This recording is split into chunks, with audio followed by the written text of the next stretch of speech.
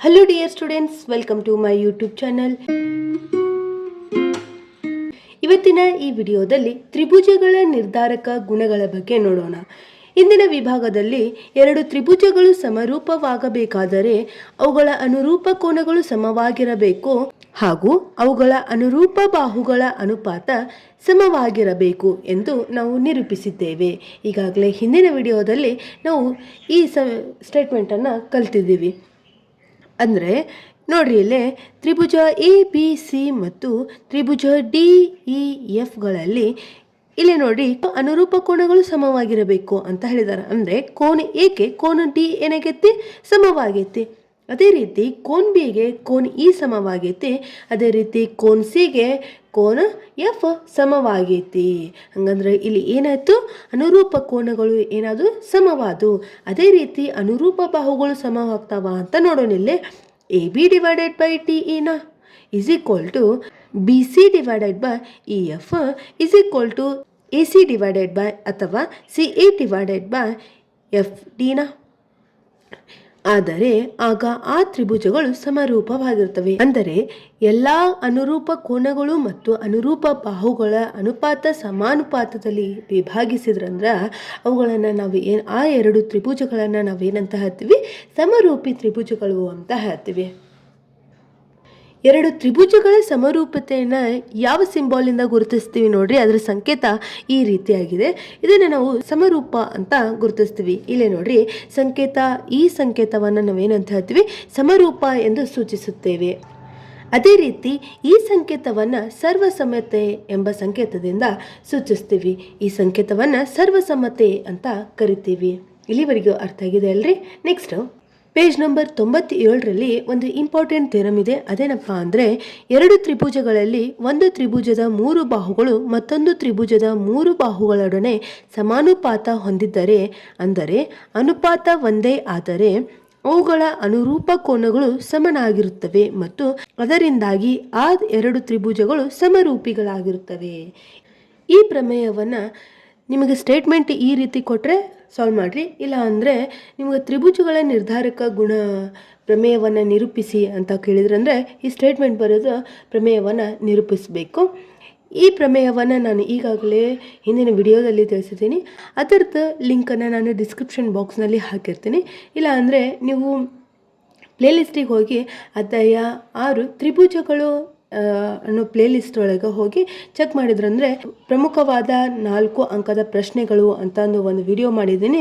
ಅದರಲ್ಲಿ ಈ ಥಿಯರಮ್ ಇದೆ, ಅಲ್ಲಿ ಹೋಗಿ ನೀವು ಚೆಕ್ ಮಾಡ್ಕೋಬೋದು. ನೆಕ್ಸ್ಟು ಈ ಚಾಪ್ಟರ್ ಒಳಗೆ ನಾನು ಬರೀ ಇಂಪಾರ್ಟೆಂಟ್ ಇರೋದನ್ನು ಮಾತ್ರ ಹೇಳ್ತಾ ಇದ್ದೀನಿ. ಎಲ್ಲದನ್ನು ಓದಬೇಡ್ರಿ, ಎಲ್ಲ ಓದೋಕ್ಕಾದ್ರೆ ಕನ್ಫ್ಯೂಸ್ ಆಗ್ತೈತಿ. ಯಾವುದು ಎಕ್ಸಾಮ್ಗೆ ಇಂಪಾರ್ಟೆಂಟ್ ಇದೆ ಅದಷ್ಟು ಹೇಳ್ತಾ ಇದ್ದೀನಿ. ನೆಕ್ಸ್ಟ್ ಅಭ್ಯಾಸ 6.3ರಲ್ಲಿ ಮೊದಲನೇ ಪ್ರಶ್ನೆಯನ್ನು ನೋಡೋಣ. ಚಿತ್ರ 6.34ರಲ್ಲಿ ಸಮರೂಪ ತ್ರಿಭುಜಗಳ ಜೊತೆಗಳು ಯಾವುವು ತಿಳಿಸಿ. ಈ ಪ್ರಶ್ನೆಗಳನ್ನು ಉತ್ತರಿಸಲು ಸಮರೂಪತೆಯ ಯಾವ ನಿರ್ಧಾರಕ ಗುಣಗಳನ್ನು ಉಪಯೋಗಿಸಿರುವಿರಿ ಎಂದು ಬರೆಯಿರಿ ಹಾಗೂ ಸಮರೂಪ ತ್ರಿಭುಜಗಳ ಜೊತೆಗಳನ್ನು ಸೂಚಿಸಲು ಸಂಕೇತವನ್ನು ಬರೆಯಿರಿ ಅಂತ ಕೊಟ್ಟಿದ್ದಾರೆ. ಅದರಲ್ಲಿ ಮೊದಲೇ ಪ್ರಶ್ನೆ ಏನಿದೆ ನೋಡ್ರಿ, ಇಲ್ಲಿ ಎರಡು ತ್ರಿಭುಜಗಳನ್ನು ಕೊಟ್ಟಿದ್ದಾರೆ. ಈ ತ್ರಿಭುಜಗಳು ಸಮರೂಪಿ ತ್ರಿಭುಜಗಳಾಗಿದ್ದಾವ ಇಲ್ಲ ಅನ್ನೋದನ್ನು ನಾವು ಚೆಕ್ ಮಾಡಬೇಕು. ಬರ್ರಿ ಅದು ಹೇಗೆ ಅಂತ ನೋಡೋಣ.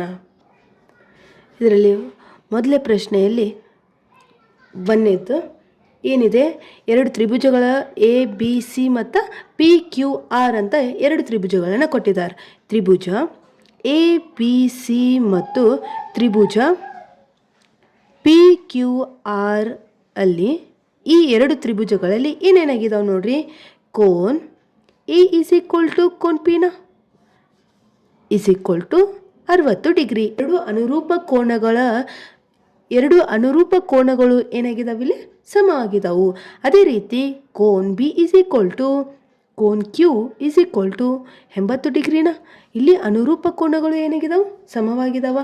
ಅದೇ ರೀತಿ ಕೋನ್ ಸಿ ಈಸ್ ಈಕ್ವಲ್ ಟು ಕೋನ್ ಆರ್ ಈಸ್ ಈಕ್ವಲ್ ಟು 40 ಡಿಗ್ರಿನ. ಅಂದರೆ ಇಲ್ಲಿ ಅನುರೂಪ ಕೋನಗಳು ಏನಾಗಿದ್ದಾವೆ, ಸಮ ಆಗಿದ್ದಾವೆ. ಹಾಗಂದರೆ ಈ ಎರಡು ತ್ರಿಭುಜಗಳು ಏನಾಗಿದ್ದಾವೆ, ಸಮರೂಪಿಗಳಾಗಿದ್ದವು. ಆದ್ದರಿಂದ ತ್ರಿಭುಜ ಎ ಬಿ ಸಿ ಸಮರೂಪಿ ತ್ರಿಭುಜ ಪಿ ಕ್ಯೂ ಆರ್. ಯಾಕಂದರೆ ನೀವು ಬ್ರಾಕೆಟ್ನಾಗ ಬರಿಬೋದು ಕೋನ ಕೋನ ಕೋನ ಕೋ ಕೋ ಕೋ ಕೋ ಕೋ ಅಂದರೆ ಕೋನ ಕೋನ ಸಮರೂಪತೆಯ ಸಮರೂಪತೆ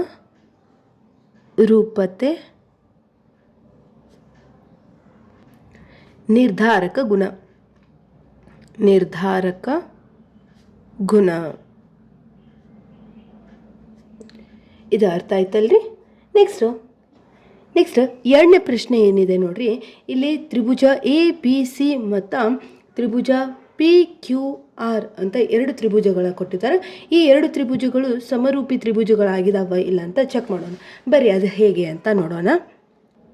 ತ್ರಿಭುಜ ಎ ಬಿ ಸಿ ಮತ್ತು ತ್ರಿಭುಜ ಪಿ ಕ್ಯೂ ಆರ್ನಲ್ಲಿ A B divided by Q R is equal to B C divided by P R is equal to A C divided by P ಕ್ಯೂನ. ಯಾಕಂದರೆ ಇಲ್ಲಿ ನೋಡಿರಿ A B divided by Q R ಅಂದರೆ ಇಲ್ಲಿ ಅಳತೆಗಳು ಯಾವುದು ಫಸ್ಟಿಗೆ ಸ್ಮಾಲ್ ಇರ್ತೈತಲ್ಲ ಅದನ್ನು ಫಸ್ಟ್ ಕನ್ಸಿಡರ್ ಮಾಡಿರಿ. ನೆಕ್ಸ್ಟ್ ಮೀಡಿಯಮ್ ಇದ್ದಿದ್ದು ಆಮ್ಯಾಗ ಲಾರ್ಜ್ ವ್ಯಾಲ್ಯೂ ಇದ್ದಿದ್ದನ್ನು ಕನ್ಸಿಡರ್ ಮಾಡಿರಿ. ಇಲ್ಲಿ first A B divided by Q R small ಐತೆ ಅಂದರೆ ಈ ತ್ರಿಭುಜಗಳಲ್ಲಿ ಇದು ಸ್ಮಾಲ್ ಐತಿ, ನೆಕ್ಸ್ಟ್ ಈ ತ್ರಿಭುಜದಲ್ಲಿ ಇದು ಸ್ಮಾಲ್ ಐತಿ. ಹಂಗಂದ್ರೆ ನಾನು ಏನಂತ ಹೇಳ್ತೀನಿ, A B divided by Q R ಅಂತ ಕನ್ಸಿಡರ್ ಮಾಡ್ತೀನಿ. Next B C divided by P R is equal to A C divided by P Q ಬರ್ಕೊಂಡೀನಿ. ನೆಕ್ಸ್ಟ್ ಇಲ್ಲಿ ನೋಡಿರಿ ಎ ಬಿ ಅಂದರೆ ಎಷ್ಟೈತಿ value 2 divided by Q R ಅಂದರೆ ಎಷ್ಟೈತಿ 4 is equal to B C ಅಂದರೆ ಎಷ್ಟೈತಿ 2.5 ಡಿವೈಡೆಡ್ ಬೈ ಪಿ ಆರ್ ಅಂದರೆ ಎಷ್ಟೈತಿ 5 is equal to A C ಅಂದರೆ ಎಷ್ಟೈತಿ 3 ಡಿವೈಡೆಡ್ ಬೈ ಪಿ ಕ್ಯೂ ಅಂದರೆ ಎಷ್ಟೈತಿ 6. ಹೌದಾ? ಇಲ್ಲಿ 2 ಒಂದ್ಲೆ 2 ಎರಡ್ಲೆ 3 ಒಂದ್ಲೆ 3 ಎರಡ್ಲೆ ಇಲ್ಲಿ 2.5 ಒಂದ್ಲೆ 2.5 ಎರಡ್ಲೆ. ಹೌದಾ? ಹಾಗಾದ್ರೆ ಇದು 5ರ ಅರ್ಧ ಐತಿ ಅಂದರೆ 1 ಡಿವೈಡೆಡ್ ಬೈ 2 ಆಗುತ್ತಾ. 1 divided by 2 is equal to 1 divided by 2 is equal to 1 divided by 2. ಹಂಗಂದ್ರೆ ಇಲ್ಲಿ ಏನಾದು ಬಾಹುಗಳು ಏನಾದು ಸಮನಾದು. ಇಲ್ಲಿ ಅನುರೂಪ ಬಾಹುಗಳ ಅಳತೆ ಏನದಾವು ಸಮಾನುಪಾತದಲ್ಲಿ ಅದಾವು. ಆದ್ದರಿಂದ ಏನಂತ ಹೇಳ್ಬೋದು ನಾವು, ಎಸ್ ಎಸ್ ಎಸ್ ಸಮರೂಪತೆ ಅಥವಾ ಬಾಹು ಬಾಹು ಬಾಹು ಸಮರೂಪತೆ ನಿರ್ಧಾರಕ ಗುಣ. ನಿರ್ಧಾರಕ ಗುಣ ಇಲ್ಲಿವರೆಗೂ ಅರ್ಥ ಆಗಿದೆ ಅಲ್ರಿ. ನೆಕ್ಸ್ಟ್ ನೋಡೋಣ. ಹಾಗಾದರೆ ಮೂರನೇ ಪ್ರಶ್ನೆ ಏನಿದೆ ನೋಡ್ರಿ. ಇಲ್ಲಿ 2 ತ್ರಿಭುಜಗಳನ್ನು ಕೊಟ್ಟಿದ್ದಾರೆ. ತ್ರಿಭುಜ ಎಲ್ ಎಂ ಪಿ ಮತ್ತು ಡಿ ಇ ಎಫ್ ಅಂತ 2 ತ್ರಿಭುಜಗಳನ್ನು ಕೊಟ್ಟಿದ್ದಾರೆ. ಇಲ್ಲಿ ಬಾಹುಗಳ ಅಳತೆಯನ್ನು ಕಂಡುಹಿಡಿಬೇಕು. ಯಾಕಂದರೆ ಇಲ್ಲಿ ಬಾಹುಗಳ ಅಳತೆಯನ್ನು ಕೊಟ್ಟಿದ್ದಾರೆ, ಬಾಹುಗಳ ಅಳತೆಯನ್ನು ನೋಡಬೇಕು. ಅದು ಯಾವ ರೀತಿ ಅಂತ ಬರೀ ನೋಡೋಣ. ಇಲ್ಲಿದೆ ನೋಡ್ರಿ ಚಿತ್ರ. ಮೂರನೇ ಚಿತ್ರ ಏನಿದೆ, ತ್ರಿಭುಜ ಎಲ್ ಎಂ ಪಿ ಮತ್ತು ತ್ರಿಭುಜ ಟಿ ಇ ಎಫ್ ಅಲ್ಲಿ ಏನೈತಿ L M divided by E F, L M divided by E F ಅಥವಾ ಇಲ್ಲಿ ಅಬ್ಸರ್ವ್ ಮಾಡಿರಿ. ಇದು ಫಸ್ಟ್, ಇದ್ರೊಳಗೆ ಇದು ಫಸ್ಟ್, ನೆಕ್ಸ್ಟ್ ಸೆಕೆಂಡ್ ಯಾವುದು ಇದು ಸೆಕೆಂಡ್, ಇದ್ರೊಳಗೆ ಇದು ಸೆಕೆಂಡ್, ಥರ್ಡ್ ಇದು ಥರ್ಡ್. ಅಂದರೆ ಏನಾಯ್ತಿಲ್ಲ, ಎಲ್ ಎಮ್ ಕನ್ಸಿಡರ್ ಮಾಡೀನಿ ಅಂದ್ರೆ ಇ ಎಫ್ ಅಂದರೆ ಇದು ಸೆಕೆಂಡ್ ಐತಿ is equal to M P divided by D ಇನ, M P divided by D ಇನ is equal to next L P divided by D F. ಯಾವ ರೀತಿ ಕನ್ಸಿಡರ್ ಮಾಡಬೇಕು ಅನ್ನೋದು ಗೊತ್ತಾಯ್ತಾ. ಇಲ್ಲಿ ಎಲ್ ಎಮ್ ಅಂದರೆ ಎಷ್ಟೈತಿ value 2.7 divided by E F ಅಂದರೆ ಎಷ್ಟೈತಿ 5 is equal to M P ಅಂದರೆ ಎಷ್ಟೈತಿ, ಎಮ್ ಪಿ ಅಂದರೆ 2 ಐತಿ, ಡಿ ಇ ಅಂದರೆ ಎಷ್ಟೈತಿ, ಡಿ ಇ ಅಂದರೆ 4 is equal to L P ಅಂದರೆ ಎಷ್ಟೈತಿ 3 ಡಿವೈಡೆಡ್ ಬೈ ಡಿ ಎಫ್ ಅಂದರೆ ಎಷ್ಟೈತಿ 6. ಹಾಗಂದರೆ ಇಲ್ಲಿ ನೋಡಿರಿ 2.7 ಡಿವೈಡೆಡ್ ಬೈ 5 ಅಂತ ಐತಿ. ಇದಕ್ಕೆ ಏನು ಮಾಡ್ತೀನಿ, ಇಂಟು 10 ಮಾಡ್ಕೊಂಡ್ಬಿಡ್ತೀನಿ. ಎರಡಕ್ಕೂ ಏನಾಗುತ್ತೆ 27 divided by 50 is equal to 2 1 2 2 3 1 3 7 6. 1 divided by 2 is equal to 1 divided by 2. ಇದೇನಾದರೂ 1 ಡಿವೈಡೆಡ್ ಬೈ 2 ಆಗುವಂಥ ಚಾನ್ಸಸ್ ಇದೆಯಾ? ಇಲ್ಲ. ಹಾಗಾಗಿ ನಾವೇನಂತ ಹೇಳ್ತೀವಿ, 27 divided by 50 is not equal to 1 divided by 2 is equal to 1 divided by 2 ಅಂತ ಹೇಳ್ತೀವಿ. ಹಾಗಂದರೆ ಈ ಎರಡು ತ್ರಿಭುಜಗಳು ಏನಾಗಿಲ್ಲ, ಸಮರೂಪಿ ತ್ರಿಭುಜಗಳಾಗಿಲ್ಲ. ಆದ್ದರಿಂದ ತ್ರಿಭುಜ LMP ತ್ರಿಭುಜ ಸಮರೂಪವಲ್ಲ. ತ್ರಿಭುಜ DEF ಈ ಎರಡು ತ್ರಿಭುಜಗಳು ಏನಾಗಿಲ್ಲ, ಸಮರೂಪಿ ತ್ರಿಭುಜಗಳಾಗಿಲ್ಲ. ಇಲ್ಲಿವರೆಗೂ ಅರ್ಥ ಆಗಿದೆ ಅಂತ ಅನ್ಕೋತೀನಿ. ನೆಕ್ಸ್ಟ್ 4ನೇ ಪ್ರಶ್ನೆಯನ್ನು ನೋಡೋಣ. 4ನೇ ಪ್ರಶ್ನೆ ಏನಿದೆ ನೋಡ್ರಿ. MNL ಮತ್ತು PQR ಎರಡು ತ್ರಿಭುಜಗಳಲ್ಲಿ ಅನುರೂಪ ಬಾಹುಗಳು ಮತ್ತು ಅನುರೂಪ ಕೋನಗಳು ಸಮರೂಪವಾಗಿದ್ದಾವ ಇಲ್ಲ ಅಂತ ನೋಡೋಣ. 4ನೇ ಪ್ರಶ್ನೆ ಅಲ್ಲ. ತ್ರಿಭುಜ MNL ಮತ್ತು ತ್ರಿಭುಜ PQR ಅಲ್ಲಿ ಕೋನ್ M ಈಸ್ ಈಕ್ವಲ್ ಟು ಕೋನ್ ಕ್ಯೂನ. ಯಾಕಂದರೆ ಎರಡು ಕೋನಗಳು ಬೆಲೆ ಎಷ್ಟಾಗಿದ್ದಾವೆ ಇಲ್ಲಿ? 70 ಡಿಗ್ರಿ ಆಗೈತಿ. ಹಾಗಂದ್ರೆ ನಾವು ಕೋನ್ M ಈಸ್ ಈಕ್ವಲ್ ಟು ಕೋನ್ Q is equal to 70 degree ಅಂತ ಹೇಳ್ಬೋದಾ? Next MN divided by PQ, MN divided by PQ is equal to ML divided by QR ಅಂತ ಹೇಳ್ಬೋದಾ? ಇಲ್ಲಿ MN ಅಂದರೆ ವ್ಯಾಲ್ಯೂ ಎಷ್ಟೈತಿ? 2.5 ಡಿವೈಡೆಡ್ ಬೈ PQ ಅಂದರೆ ವ್ಯಾಲ್ಯೂ ಎಷ್ಟೈತಿ? PQ ಅಂದರೆ 5 ಈಸ್ ಈಕ್ವಲ್ ಟು ML ಅಂದರೆ 5 ಡಿವೈಡೆಡ್ ಬೈ QR ಅಂದರೆ 10.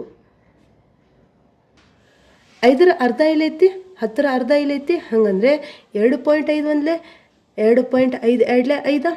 ಹಾಗಂದರೆ 5 ಒಂದಲೇ 5 ಎರಡಲೇ 10. ಹಾಗಾದರೆ 1 divided by 2 is equal to 1 divided by 2. ಅಂದರೆ ಈ ಎರಡು ತ್ರಿಭುಜಗಳು ಏನಾಗಿದ್ದಾವೆ? ಸಮರೂಪಿ ತ್ರಿಭುಜಗಳಾಗಿದ್ದಾವು. ಆದ್ದರಿಂದ ತ್ರಿಭುಜ MNL ಸಮರೂಪಿ ತ್ರಿಭುಜ PQR. ಇಲ್ಲಿವರೆಗೂ ಅರ್ಥ ಆಗಿದೆ ಅಲ್ರಿ?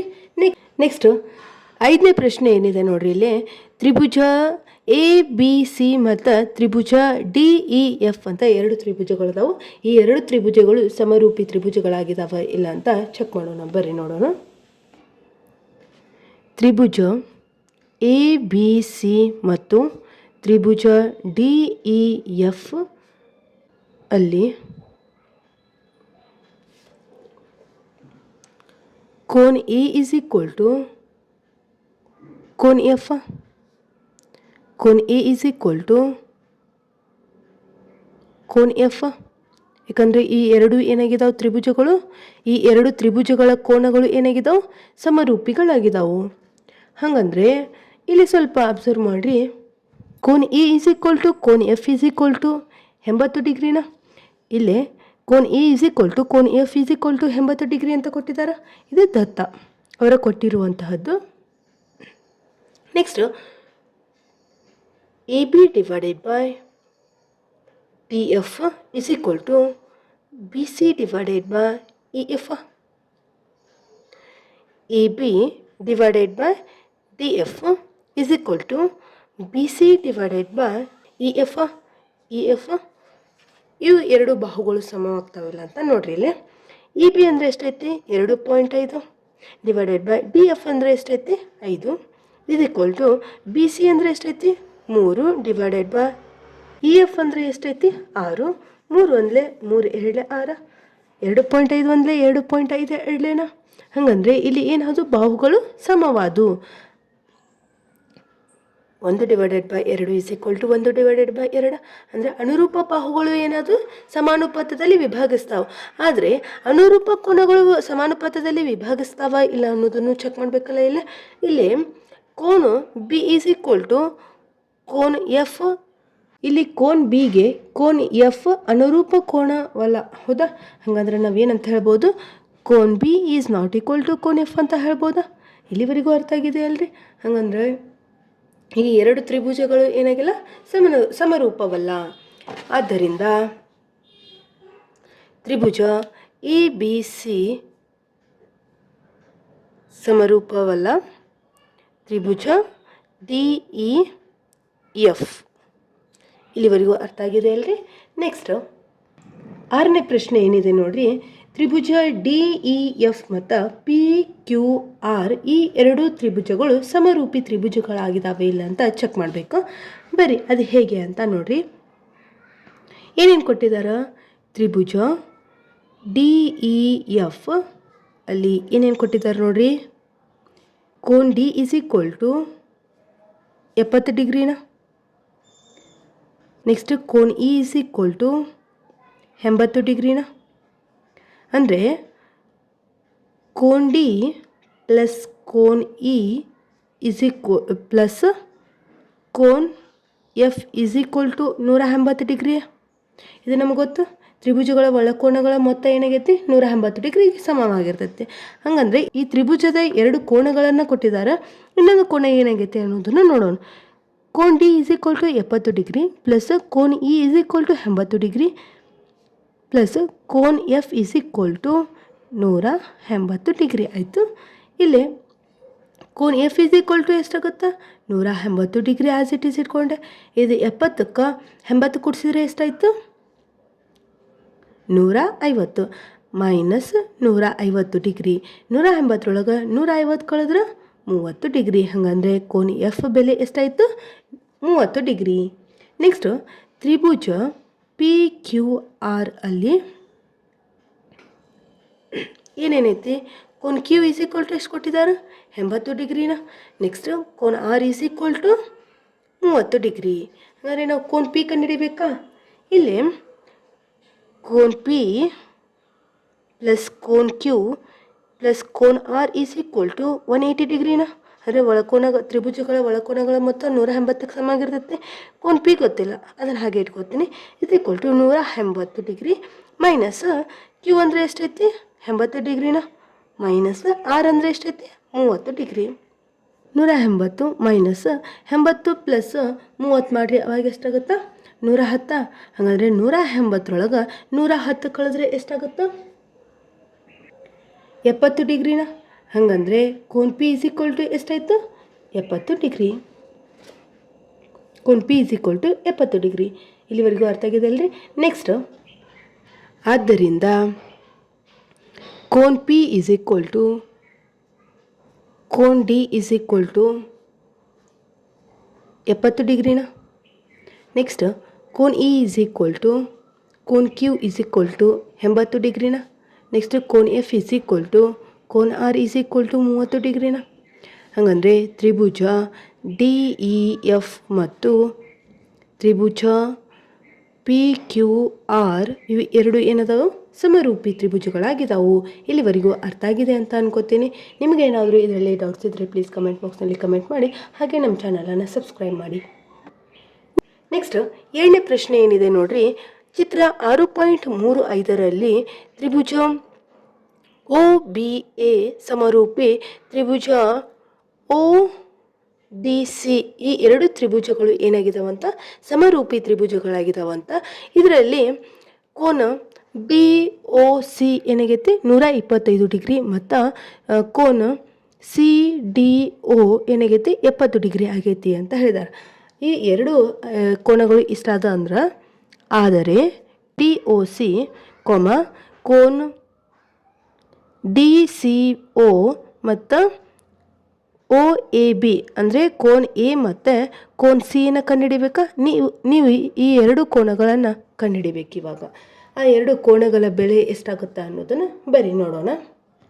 ಈ ಚಿತ್ರದಲ್ಲಿ ಇದನ್ನು ಯಾವ ರೀತಿ ಸಾಲ್ವ್ ಮಾಡಬೇಕು ಅನ್ನೋದನ್ನು ನೋಡಿರಿ. 7ನೇ ಪ್ರಶ್ನೆಗೂ ಉತ್ತರ DOB ಇದೊಂದು ಏನು? ಸರಳ ರೇಖೆನ. ಒಂದು ಸರಳ ರೇಖೆ. ಆದ್ದರಿಂದ ನಾವೇನಂತ ಹೇಳ್ಬೋದು? DOC cone DOC plus cone COB = 180 degree ಅಂತ ಹೇಳ್ಬೋದಾ? ಇಲ್ಲಿ D O C cone D O C plus cone C O B. ಇಲ್ಲಿ ಕೋನ್ ಸಿ ಒ ಬಿ ಎಷ್ಟು ಕೊಟ್ಟಿದ್ದಾರೆ? ಸಿ ಒ ಬಿ ಅಂದ್ರೆ 125 ಡಿಗ್ರಿ ಅಂತ ಕೊಟ್ಟಿದ್ದಾರೆ. 125 ಡಿಗ್ರಿ ಇಸ್ ಈಕ್ವಲ್ ಟು 180 ಡಿಗ್ರಿನ. ಅಂದರೆ ಕೋನ್ D O C is equal to 185 degree minus 125 ಡಿಗ್ರಿನ. ಕೋನ್ D O C is equal to 180 minus 125 ಕಳೆದ್ರೆ 55 ಡಿಗ್ರಿ. ಹಾಗಂದರೆ ಕೋನ್ ಡಿ ಒ ಸಿ ಎಷ್ಟಾಯಿತು? ಹಾಗಾದರೆ ಈ ಕೋನದ ಅಳತೆ ಎಷ್ಟಾಯಿತು? 55 ಡಿಗ್ರಿ ಆಯಿತು. ತ್ರಿಭುಜ ಡಿ ಒ ಸಿ ಅಲ್ಲಿ ಈ ತ್ರಿಭುಜದಾಗ ಏನಾಗುತ್ತಾ? ನಮ್ಗೆ ಈಗ ಆಲ್ರೆಡಿ ಏನು ಗೊತ್ತೈತಿ? ಕೋನ ಡಿ ಒ ಸಿ ಮತ್ತು ಕೋನ ಸಿ ಡಿ ಒ ಬೆಲೆ ಗೊತ್ತೈತಿ. ಹಾಗಂದ್ರೆ ನಾವು ಯಾವ ಕೋನವನ್ನು ಕಂಡು ಹಿಡಿಬೇಕೀಗ? ಈ ಸಿ ಕೋನವನ್ನು ಕಂಡು ಹಿಡಿಬೋದಾ?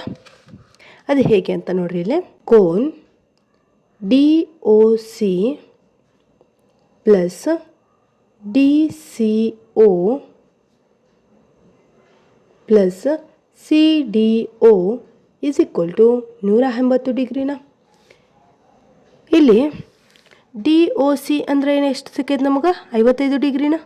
ಪ್ಲಸ್ ಡಿ ಸಿ ಒ, ಕೋನ್ ಡಿ ಸಿ ಒ ಹಾಗೆ ಇಟ್ಕೋತೀನಿ. ಸಿ ಡಿ ಒ ಅಂದರೆ ಎಷ್ಟು ಕೊಟ್ಟಿದ್ದಾರೆ? 70 ಡಿಗ್ರಿನ.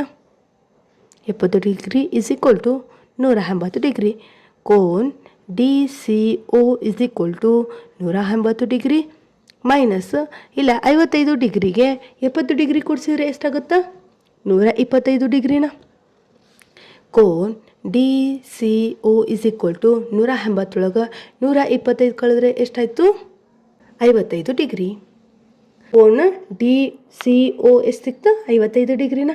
ಹಾಗಂದರೆ ನಾವು ಕೋನ್ A B is equal to 55 degree ಅಂತ ಹೇಳ್ಬೋದಾ? ಯಾಕಂದರೆ ಈ ಎರಡು ಕೋನಗಳು ಏನಾಗಿದಾವೆ?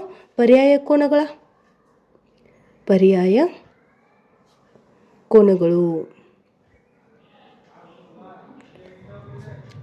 ಆದ್ದರಿಂದ ನಮಗೆ ಏನೇನು ಕಂಡುಹಿಡಿ ಅಂತ ಹೇಳಿದ್ರು ಅವರು? ಕೋನ್ D C O is equal to ಕೋನ್ ಒ ಎ ಬಿ ಕಂಡುಹಿಡಿ ಅಂತ ಹೇಳಿದ್ರೆ, ಅಂದರೆ ಕೋನು ಡಿ ಸಿ ಒ ಎಷ್ಟೈತಿ? 55 ಡಿಗ್ರಿನ. ಅದೇ ರೀತಿ ಕೋನು ಒ ಎ ಬಿ ಎಷ್ಟೈತಿ? 55 ಡಿಗ್ರಿನ. ಹಾಗಾದರೆ ಈ ಎರಡು ಕೋನಗಳ ಬೆಲೆ ಎಷ್ಟಾಯಿತು? 55 ಡಿಗ್ರಿ. ಹಾಗಾದರೆ ಇಲ್ಲಿವರೆಗೂ ಅರ್ಥ ಆಗಿದೆ ಅಂತ ಅನ್ಕೋತೀನಿ. ನಿಮಗೇನಾದರೂ ಇದರಲ್ಲಿ ಡೌಟ್ಸ್ ಇದ್ದರೆ ಪ್ಲೀಸ್ ಕಮೆಂಟ್ ಬಾಕ್ಸ್ನಲ್ಲಿ ಕಮೆಂಟ್ ಮಾಡಿ. ಹಾಗೆ ನಮ್ಮ ಚಾನಲನ್ನು ಸಬ್ಸ್ಕ್ರೈಬ್ ಮಾಡಿ. Thanks for watching. ಈ ವಿಡಿಯೋ ಇಷ್ಟ ಆದರೆ ಲೈಕ್ ಮಾಡಿ, ಶೇರ್ ಮಾಡಿ, ಕಮೆಂಟ್ ಮಾಡಿ, ಹಾಗೆ ಸಬ್ಸ್ಕ್ರೈಬ್ ಮಾಡಲು ಮರಿಬೇಡಿ.